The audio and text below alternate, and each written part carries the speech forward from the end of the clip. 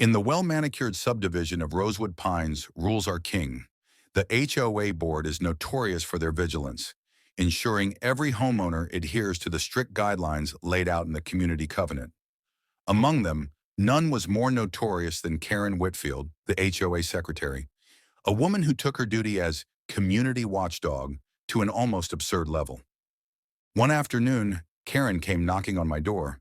She was holding a clipboard, eyes sharp and voice clipped.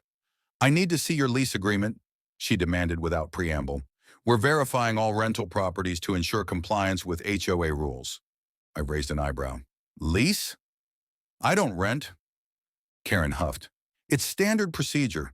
We need to keep records. Now please, the lease." I smiled politely and said, "I'm not a tenant. I'm the landlord." Her expression faltered, confusion creeping in.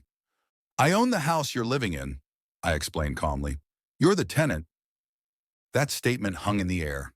Karen blinked, suddenly realizing that the woman who had been policing her every move was, in fact, the property owner. It turned out Karen had leased her home from me through my property management company. I had bought the house years ago as an investment property, and Karen had moved in last year.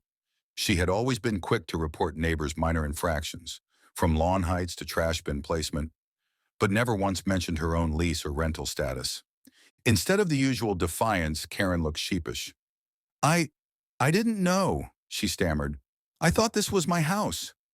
"Well," I said with a smirk, "it's my house, but you're welcome to live here as long as you follow the lease agreement and community rules."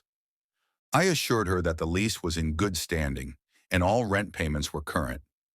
I also reminded her that my role as landlord meant I handled maintenance requests and lease renewals, not the HOA. That revelation shifted the dynamic instantly. Karen's tone softened, and she started asking questions about the property management process and her rights as a tenant. I explained that while the HOA enforces community standards, it doesn't have authority over rental agreements or landlord-tenant relationships. I also reassured her that any legitimate concerns she had as a tenant could be directed to me or my team. To mend fences, I invited Karen to a community meeting where I introduced myself formally as a local landlord invested in maintaining positive neighborhood relations. I even offered to provide tenants with a welcome packet clarifying their rights and responsibilities, as well as HOA rules. Over time, Karen's attitude shifted from confrontational to cooperative. She became one of the more engaged tenants, organizing neighborhood events and encouraging others to communicate openly with both landlords and the HOA. In the end, what began as an awkward confrontation led to better understanding between homeowners, tenants, landlords, and the HOA. Morale of the story: sometimes the biggest authority is the one right under your nose.